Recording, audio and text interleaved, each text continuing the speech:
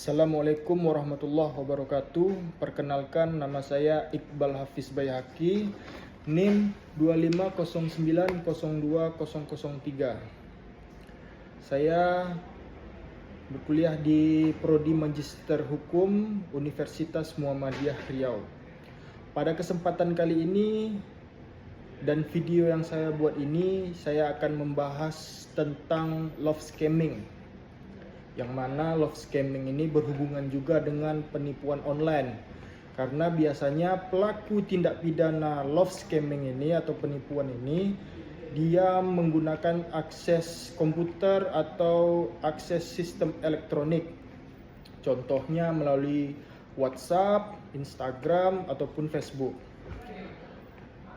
Saya akan berbicara masalah love scamming ini berdasarkan pengalaman-pengalaman saya memeriksa pelaku-pelaku tindak pidana atau tersangka yang dahulunya sudah pernah menjalani hukuman pidana di lembaga permasyarakatan.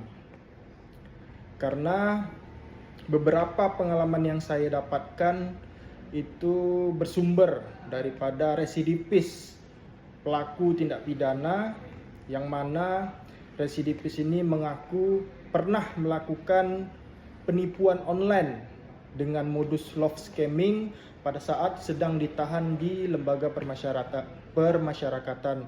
Namun untuk menghindari hal-hal yang tidak diinginkan, kita tidak akan membahas di lembaga permasyarakatan mana narasumber ini ditahan sebelumnya. Jadi love scamming ini adalah perbuatan penipuan. Dia merujuk pada pelaku itu melakukan penipuan dengan bumbu-bumbu cinta. Maksudnya pelaku itu melakukan penipuan yang diawali dengan membangun kepercayaan, membangun rasa-rasa cinta kepada korbannya. Selain itu, pelaku juga sering menanyakan kabar, menanyakan keadaan, serta biasanya juga pelaku itu memfokuskan kepada perempuan-perempuan yang dalam tanda kutip itu galau, atau biasanya juga janda yang juga kesepian gitu. Jadi pelaku-pelaku love scamming ini biasanya berada di lembaga permasyarakatan kebanyakan, dan narasumber saya ini kan berada di lembaga permasyarakatan yang sebelumnya pernah ditahan. Jadi cara dia menargetkan korban yang pertama adalah memprofiling atau mencari korban dengan cara melihat dari profil Facebook, bisa dari profil Instagram gitu kan. Dan sebelumnya juga perlu kami beritahukan bahwasanya pelaku-pelaku ini juga berpura-pura bisa kita bilang berpura-pura menjadi polisi, menjadi oknum jaksa, bisa menjadi tentara gitu. Padahal dia bukan itu dia. Padahal dia mengambil foto atau mengedit foto dia seolah-olah dia adalah Polri atau jaksa atau tentara gitu.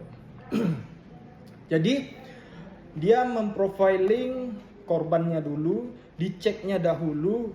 Oh, ini korban janda. Oh, ini korban sedang galau, sedang sakit hati atau bagaimana dengan masalah percintaan. Jadi setelah itu dia meng-add atau menambahkan teman di Instagram atau di Facebook atau di TikTok atau di lainnya di media sosial. Setelah itu dia akan mencoba mengechat korbannya. Dichat korbannya, terus ditanya apa yang terjadi, terus pokoknya ditanya kabar bagaimana dengan rayuan bujuk rayunya gitu. Sehingga korbannya yang biasanya berjenis kelamin perempuan ini, dia merasa, oh ada yang memperhatikan saya gitu. Ada yang memperdulikan saya gitu. Jadi mereka jatuh hatilah dengan si pelaku tindak pidana ini gitu. Setelah didapat hati daripada korban ini, pelaku-pelaku tindak pidana itu biasanya berpura-pura. Dalam artian dia berpura-pura, oh dia menelpon atau memvideo call korbannya, dia minta tolonglah dulu dikirimkan uang, ini saya mau cuti, mau jumpa sama kamu gitu kan. Tapi komandan saya minta uang sekian biar saya bisa cuti gitu kan. Di situ dia modus pertama gitu kan. Dia minta nggak langsung besar gitu kan. Paling minta 200 atau 300 ribu atau 1 juta gitu kan. Nanti si korbannya ini mengirimkan karena dalih kepercayaan dan juga udah ada rasa cinta yang tumbuh kepada pelaku tindak pidana ini kan. Udah dikirim, ditransfer, si pelaku ini pun oh bisa ini kita mainkan terus, dalam artian gitu kan, bisa ini kita tipu terus. Jadi dia bertahap pelaku tindak pidana love scamming ini. Yang pertama perkenalan, terus dia mendekati korbannya secara emosional bahasanya kan, membuat perasaannya jatuh hati gitu kan. Setelah udah dapat hatinya, maka pelaku ini akan mencari cara lain, bagaimana caranya agar uang daripada si korban atau bagaimana caranya mendapatkan keuntungan daripada si korban ini gitu. Misalnya udah dapat yang tadi uang sekitar 300 atau 1 juta itu dengan alasan mau cuti segala macam.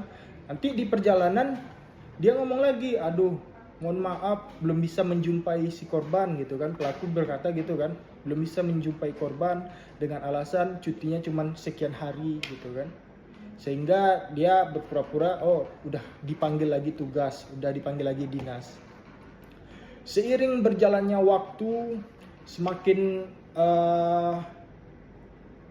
si pelaku ini membujuk merayu korbannya gitu kan dengan alasan cinta, dengan seringnya bervideo call, dengan seringnya chattingan lewat WhatsApp atau lewat Facebook atau lewat Instagram.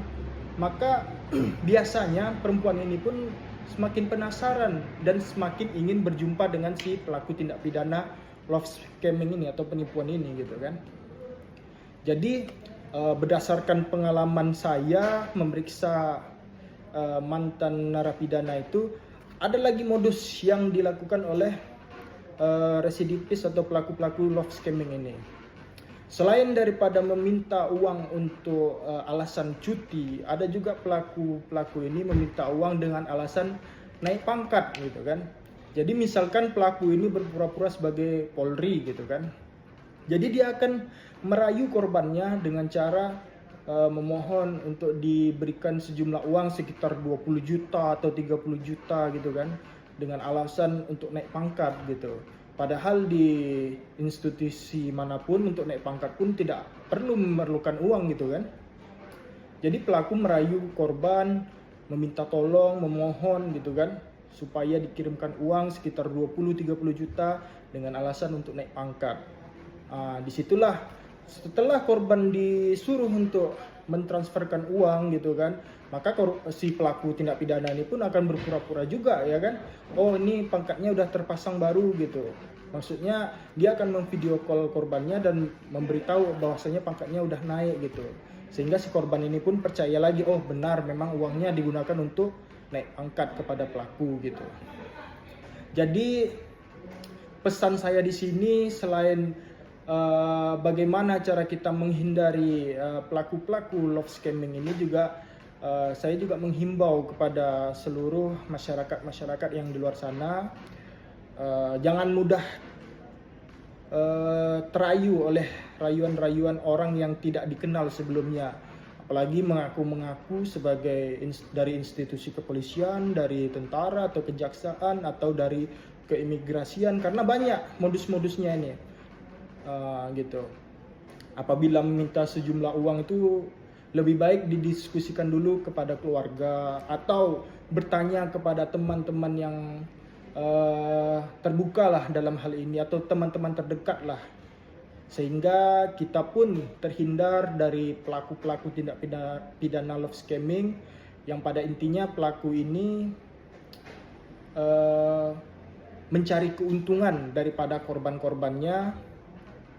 Dan juga pelaku-pelaku ini biasanya berada di dalam sel tahanan sehingga sulit untuk kita lacak dan kadang kalanya juga sulit untuk diproses pidana. Begitu. Demikian video singkat dari saya. Terima kasih atas waktunya. Kami akhiri. Wassalamualaikum warahmatullahi wabarakatuh.